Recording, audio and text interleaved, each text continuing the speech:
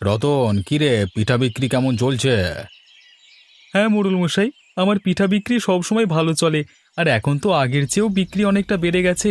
সামনে তো শীত আসছে, লোকজন এখনই বেশি বেশি পিঠা খাওয়া শুরু করে দিয়েছে। সবকিছু মিলিয়ে খুবই ভালোই চলছে।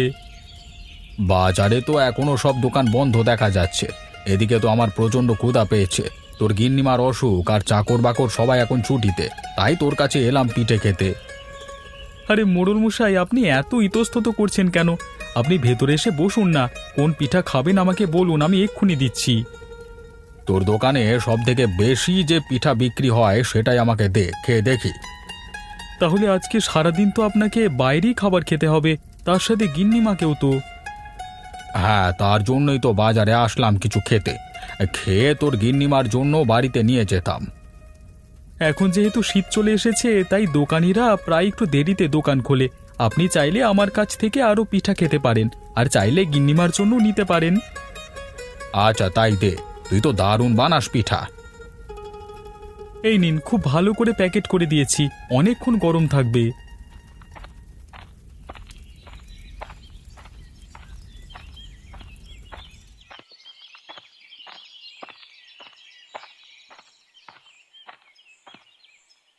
কি গো বৌদি, দাদা কি এখন আসেনি? সেই কখন বাজার করে আমার হাতে দিয়ে বলল তোর বৌদিকে দিয়ায়। আমি তো বাজার নিয়ে সোজা চলে গিয়েছিলাম আমার বাড়িতে, খুব ক্ষুধা পেয়েছিল বুঝলে। বাড়ি গিয়ে ভাত আর আলু ভর্তা বানালাম, তারপর খেয়ে তোমার বাড়ি আসলাম, কিন্তু দাদা এখনো আসেনি কেন? তাই নাকি? তা তোমার দাদা তোমাকে বাজারের ব্যাগ ধরিয়ে দিয়ে সে আবার কোথায় গেল? নাকি অন্য কোনো কাজ আছে? আমাকে তো কিচ্ছু বলে যায়নি। আচ্ছা যাই হোক বৌদি, দাদা হয়তো চলে আসবে। আর আজকে দাদা পটল আর বেগুন এনেছে। আমাকে বলেছে তোর বৌদিকে গিয়ে বলবি পটল দিয়ে পাতলা করে ঝোল আর বেগুনের সাথে আলু দিয়ে ভাজি করতে। তুমি পারলে করে রেখো বৌদি, না হলে তো দাদা ভাববে আমি তোমাকে কিছু বলিনি, তাই না? আচ্ছা আচ্ছা, সে না হয় আমি করে রাখবো। তবে তোমার দাদা তো কখনো আমাকে না বলে কোথাও যায়নি। আজ কোথায় গেছে? বাড়ি এলে তাকে বোঝাবো আমি। হ্যাঁ না বৌদি, তুমি আবার দাদার সাথে ঝগড়া লেগে যেও না। এমন হতে পারে পিঠা বানানোর কোনো উপকরণ কিনতে হয়তো অন্য কোনো বাজারে গেছে। আর তুমি তো জানো, পিঠা বানানোর সব উপকরণ দাদা নিজের হাতে দেখে শুনে ভালো ভালো জায়গা থেকে কিনে নিয়ে আসে। এই কারণেই তো দাদার পিঠার উপর পাড়ার সকল লোকের অনেক বিশ্বাস যে দাদার পিঠা খেয়ে তাদের কোনো সমস্যা হবে না। তা অবশ্য তুমি ঠিকই বলেছ। আমাদের পাড়ায় তো আগে অনেকেই এই পিঠা বানানোর কাজ করত। তবে তারা 2 নম্বরি করে বেশি লাভের আশায় মানুষকে ঠকাতো। তাই জন্য আজ তাদের ব্যবসা বন্ধ হয়ে গেছে। কিন্তু তোমার দাদা তো শুনেছি বিয়ের আগে থেকেই নাকি পিঠা বানিয়ে বিক্রি করত। পাড়ার সব লোক তোমার দাদাকে পিঠা দাদা হিসাবেই চিনতো। আরে বৌদি, কি বলছো? এখন দাদাকে সবাই চেনে। আচ্ছা, তোমার সাথে অনেক গল্প করলাম, এখন বাড়ি যেতে হবে। স্নান সেরে তারপর আবার একটু বের হব। আমার তো আর কাজের শেষ নাই বৌদি। আর জানোই তো, একা মানুষ, কিন্তু কাজ তো আর একটা করি না। জানবো না কেন? তুমি তো দয়ার সাগর, সব মানুষের উপকার করে বেড়াও। এবার একটু নিজের কথা ভাবো। বাবা মা কেউ নেই, বয়সও একেবারে কম হয়নি। বিয়ে করে সুন্দর করে একটা সংসার করো। তুমি বললে আমি মেয়ে দেখার কাজ শুরু করতে পারি। কি করব? আরে বৌদি, একা আছি, বেশ ভালো আছি। মাথার উপর কোনো চাপ নেই, যখন যেখানে খুশি চলে যেতে পারি, তো কোনো পিছু টানও নেই। বিয়ে হলে তো একটা বাঁধনে জড়িয়ে পড়বো, পিছু টান চলে আসবে। কি দরকার বলো তো? যতদিন পারি একা থাকবার আনন্দটা উপভোগ করে নিই, বিয়ে টিয়ে পরে হবে। পরে হবে মানে? বুড়ো বয়সে বিয়ে করবে নাকি? আর বুড়ো হয়ে গেলে কোনো মেয়ের বাবা মা তাদের মেয়েকে তোমার কাছে বিয়ে দেবে? শোনো, পাগলামি বাদ দাও। এবার একটু স্থির হও, বাস্তবমুখী হতে শেখো। আমি আর তোমার দাদা তোমার জন্য মেয়ে দেখব। পছন্দ হলে তোমাকে খবর দেব। তখন তুমিও গিয়ে দেখে আসবে, খোঁজ খবর নিয়ে আসবে। সময় হলে সেটা দেখা যাবে বৌদি। এখন আমি যাই, পরে আবার আসবো ক্ষণ। আচ্ছা ঠিক আছে।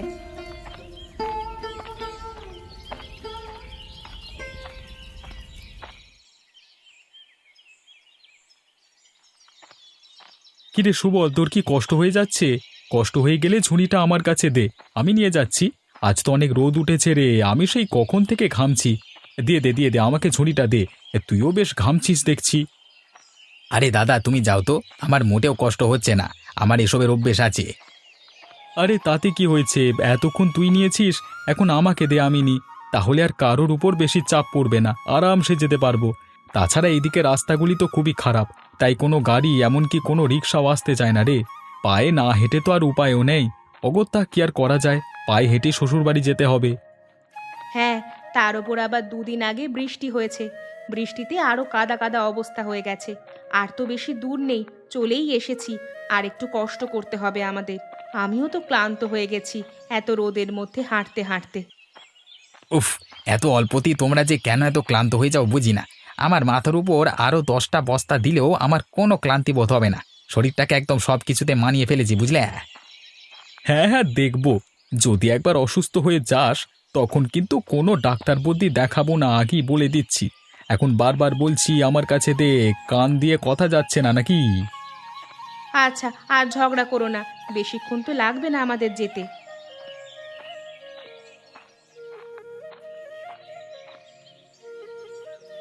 বাবারা, আমাকে কিছু খেতে দেবে? আমি কয়েকদিন ধরে কিচ্ছু খাইনি। অনেক কষ্ট করে একটু খাবারের আশায় ঘর থেকে বের হয়েছি। আমাকে খালি হাতে ফিরিয়ে দিও না বাবারা। আমাকে তোমরা সাহায্য করো। আচ্ছা বুড়িমা, তোমার বাড়ি কোথায়? আমার বাড়ি বাবা কাছেই। সুবল, এ ঝুড়িতে তো অনেক ধরনের ফল আছে, বুড়িমাকে কয়েকটা দিয়ে দে তো।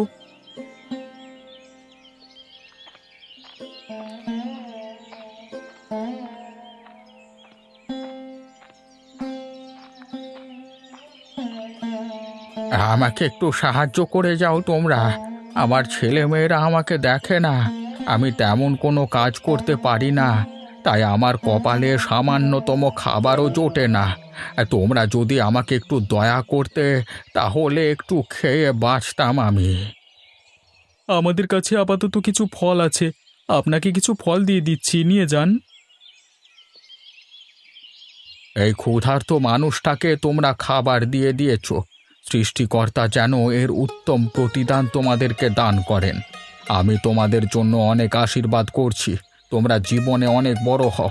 তোমাদের এই উদার মন তোমাদেরকে একদিন অনেক বড় বানাবে, দেখে নিও।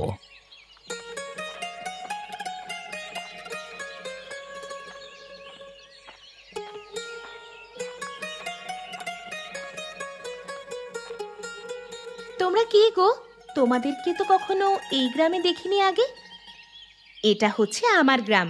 আমি এই গ্রামের মেয়ে। ছোট থেকে এই গ্রামে আমি বড় হয়েছি। তোমার বয়স তো অনেক কম, তাই তুমি আমাকে কোনোদিন দেখোনি। তা তুমি একা একা রাস্তার ধারে কি করছো? জানো, আমার বাবা মা কেউ নেই। আমি এতিম মানুষের বাড়িতে কাজ করে খাই। কিন্তু আমার কাজ করতে একদম ভালো লাগে না। শুধু মন চায় ঘুরে ফিরে বেড়াতে আর পড়াশুনো করতে। তাই আমি কাজটা ছেড়ে দিয়েছি। কাজ ছেড়ে দেওয়ার পর এখন আমাকে না খেয়ে থাকতে হচ্ছে। আহারে, এত সুন্দর মায়াবী একটা মুখ দেখলেই কত ভালো লাগে। তোমার মতো এত ছোট একটা মেয়েকে দিয়ে কে তার বাড়ির সব কাজ করায়? আমার তো ভাবতেই অবাক লাগছে। কিরে ময়না, এখানে কি করছিস? তুই কি ওনাদের চিনিস? না তো, আমি ওনাদের চিনি না। তবে এই মেয়েটা বলছে সে নাকি এই গ্রামেরই মেয়ে। আচ্ছা ভাই, আপনার বাড়ি নিশ্চয়ই এই গ্রামে। এটা আমার শ্বশুর বাড়ির এলাকা। এই বাচ্চা মেয়েটা নাকি মানুষের বাসায় কাজ করে, এতিম ওর কেউ নেই। আপনি চেনেন ওর বাড়ি? না না, আমি ওর বাড়ি চিনি না, শুধু ওকে চিনি। তাছাড়া আমি এই গ্রামের না, এটা যেহেতু হাওড়ের এলাকা, তাই এখানে মাছের আনাগোনা খুব ভালো। তো এখান থেকে মাছ ধরে বাজারে নিয়ে গিয়ে বিক্রি করে ভালো টাকা আয় করতে পারি। প্রতি সপ্তাহে আমি আমার পরিবারের কাছে যাই, বুঝলি না? শুধুমাত্র উপার্জনের জন্য নিজের পরিবারকে ছেড়ে এখানে আছেন, তাই না? হ্যাঁ রে ভাই, আমাদের মতো গরিব মানুষের জীবনে অনেক বেশি ত্যাগ স্বীকার করতে হয়। তারপরেও পুরোপুরি সুখ স্বাচ্ছন্দ্য আমরা পাই না। আর কি আর করবো, ওপরওয়ালা সব কিছু তো আর সবাইকে দেন না। নিজে নিজে রান্নাবান্না করে খেতে হয় আপনাকে, তাই তো? আর রান্না বান্না, সেই সন্ধেই চলে যাই হাওড়ে। সারা রাত তো মাছ ধরি, আর ভোরবেলায় বাজারে গিয়ে মাছ বিক্রি করে বাড়িতে ফিরে রান্না করে খাবার মতো শক্তি আর থাকে না, প্রচুর ঘুম পায়। ওই বাজারে হোটেলে খেয়ে নিই, তারপরে বাড়িতে এসে ঘুম দিই। এইভাবেই আবার বিকেল গড়িয়ে যায়, নদীতে যাবার জন্য প্রস্তুতি নিতে হয়। দিন কেটে যায়, কখন সকাল হয় রাত হয় টেরই পাই না। রতনদা, চলো না, আমাদের তো অনেক দেরি হয়ে যাচ্ছে। আচ্ছা ময়না, তুমি চলো, আমাদের সাথে যাবে। আমি তো বলেছি আমি এই গ্রামের মেয়ে, আমাকে ভয় পেও না। আমার সাথে চলো, প্রথমেই আমাদের বাড়িতে তোমাকে নিয়ে যাব, তারপর তোমার সাথে তোমাদের বাড়ি দেখতে যাব। আচ্ছা চলো।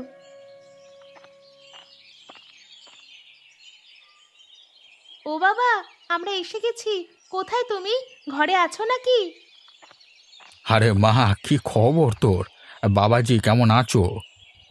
আমি তো ভালো আছি বাবা, আপনাকে দেখতে চলে আসলাম। অনেকদিন আপনাকে দেখি না, কেমন আছেন সেটা দেখতে মানে কোনো খবর না দিয়ে আমরা চলে এসেছি। খুব ভালো করেছো বাবা, খুব ভালো করেছো। একা মানুষ কেমন আর থাকবো বলো? তা তুমি কে বাবা? আর এত মাথায় করে ফল নিয়ে এসেছো কেন?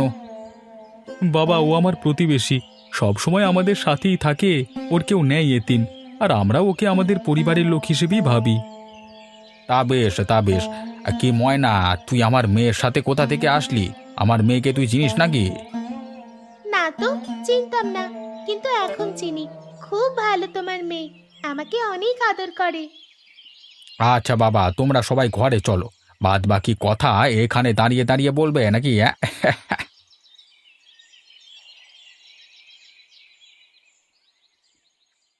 বাবা, অনেক দিন পর মেয়ের হাতে রান্না খাচ্ছ, কেমন হয়েছে বলো তো?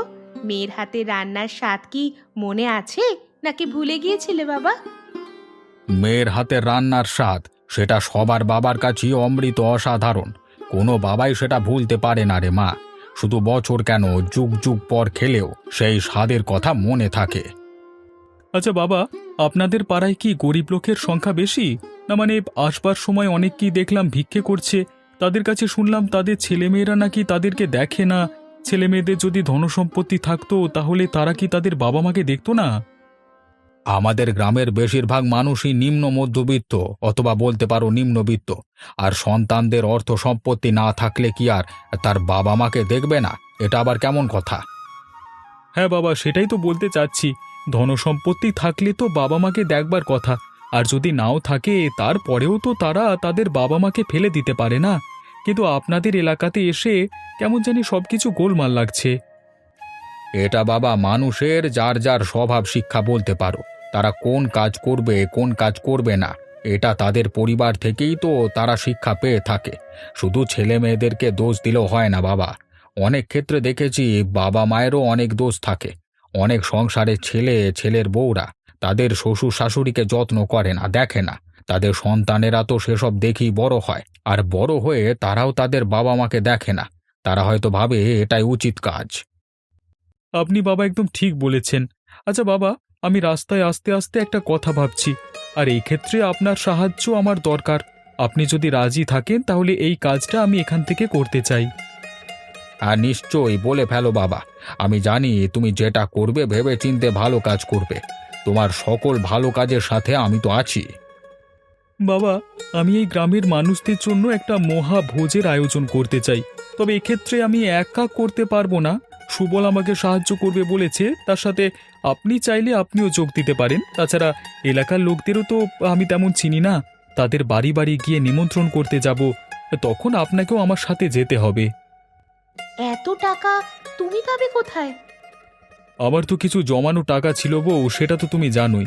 সুবলকে বাড়িতে পাঠিয়ে দেব, সাথে ঘরে চাবিটাও দিয়ে দেব, ও গিয়ে নিয়ে আসবে। আমিও আর্থিকভাবে সাহায্য করব। এমন মহান কাজের সাথে থাকতে পারলে আমারও ভালো লাগবে। এই গ্রামের বেশিরভাগ মানুষই নিম্নবিত্ত। একদিন ভালো মন্দ খেলে সবারই ভালো লাগবে।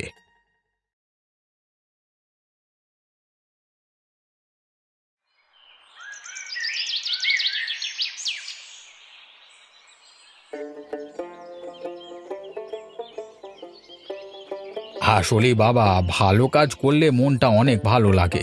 একা একা থাকি তো। আজ অনেক দিন পর এত মানুষ একসাথে দেখে তাদের মুখে ভালো ভালো কথা শুনে আসলে মানসিক তৃপ্তি পাচ্ছি। এমন কিছু সম্ভব হয়েছে শুধু তোমার জন্য।